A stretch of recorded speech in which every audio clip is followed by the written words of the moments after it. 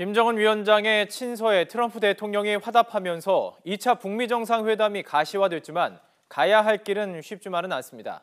북미 간 비핵화 협상을 타결짓기 위한 여건이 성숙해야 하고 그에 따라서 시기와 장소도 맞물려 결정될 것으로 보입니다.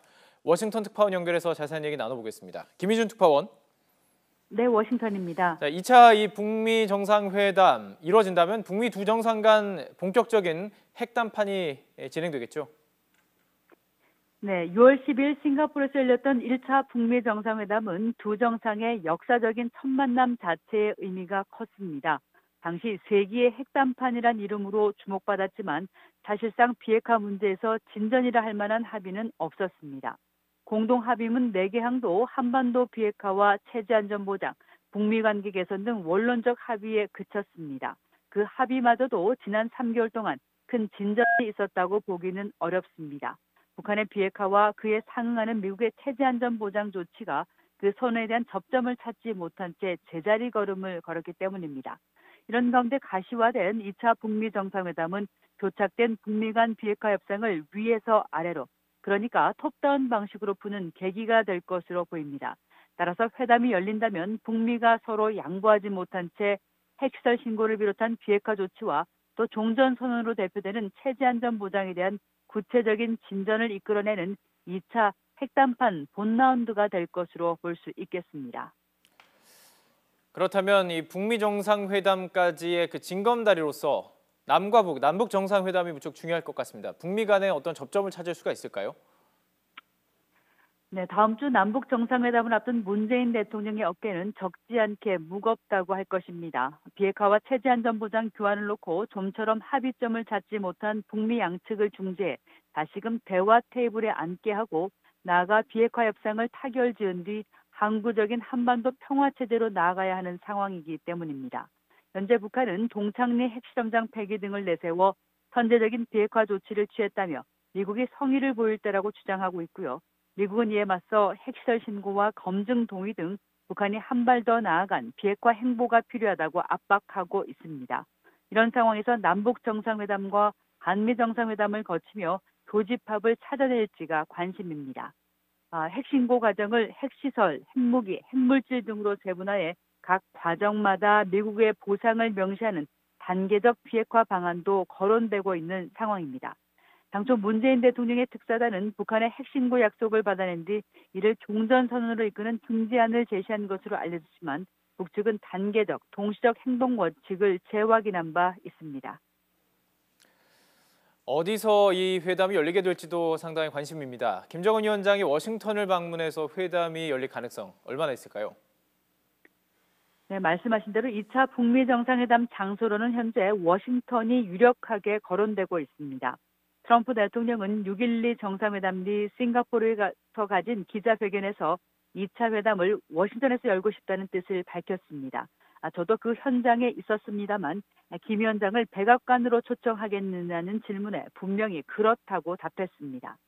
중간선거를 앞두고 북핵 문제의 진전을 과시하며 극적인 효과를 노리는 트럼프 대통령으로서는 북한 지도자가 처음으로 자신을 찾아 미국으로 오는 모습을 원할 것이란 관측에서 워싱턴이 유력한 후보지로 떠오릅니다. 하지만 이럴 경우 김 위원장에게는 70년을 대립해온 적진 미국을 찾아간다는 데 대한 명분이 필요하고 또 장거리 비행편 마련의 부담도 적지 않은 만큼 그에 상응하는 미국 측의 선물 혹은 양보가 있어야 할 것이라는 관측도 나옵니다. 반면 예측 불가능한 트럼프 대통령이 전격 평양행을 택해서 또 하나의 드라마를 연출하려 할 수도 있습니다. 하지만 미국 강경파 등의 거부 반응을 고려할 때 가능성은 그리 높지 않다는 분석이 나옵니다. 시기도 짚어보겠습니다. 다음 달 10월 가능성이 유력하게 거론되고 있는데요. 어떻게 보십니까? 네, 2차 북미 정상회담의 시기는 다음 주 남북 정상회담과 그 다음 주 열리는 한미 정상회담 결과와 연동돼 있다고도 할 수 있습니다. 남북 정상회담에서의 중재를 통해 북한의 비핵화 조치라고 내세울 만한 것을 받아내고 이를 토대로 한미 정상회담에서 미국 측에 상응하는 조치를 끌어내면 2차 북미 정상회담 개최 여건이 무르익습니다. 2차 북미 정상회담에서 진전된 비핵화 합의를 도출해낼 수 있다는 판단이 선다면 회담은 10월, 그러니까 다음 달에 열릴 공산이 큽니다. 트럼프 대통령으로서는 11월 6일 중간선거 승리를 위해 지난 집권 2년 동안 북핵 문제와 경제 등의 성과를 과시하려면 10월 하순 2차 북미 정상회담 개최만큼 호재가 없기 때문입니다. 또 북미 협상의 진전을 통한 북한의 경제 발전이 절실한 김정은 위원장이나 또 연내 종전선언을 통해 한반도 평화체제를 구축하려는 우리 정부로서도 비핵화 협상 진전의 동력을 잃지 않으려면 2차 북미 정상회담의 10월 개최 카드가 바람직하다고 할 수 있겠습니다. 네, 짚어주신 이 여러 이유 때문에 10월이 유력한데 만약 이 시기를 놓치게 되면 한반도 정세, 북미 협상 국면 급격히 얼어붙을 수밖에 없겠죠? 네, 그렇습니다. 우려되는 것은 북미 간 교착 국면이 길어지면서 11월 미국 중간선거를 넘길 경우 트럼프 대통령이 북핵 문제 해결에 대한 시급성을 잃는 상황입니다. 전통적으로 북핵 문제가 미국 중간선거에서 큰 요인은 아니었지만 트럼프 대통령은 이를 자신의 업적을 과시하는 호재로 삼으려는 것은 사실입니다.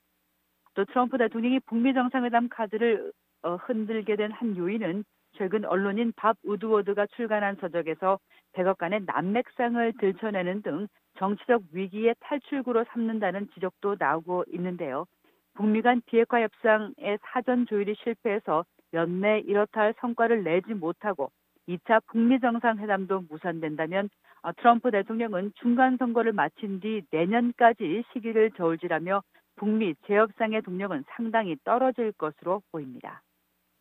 네, 지금까지 김희준 워싱턴 특파원과 북미 정상회담의 장소와 시기 등 여러 궁금한 점에 대해서 나눠봤습니다.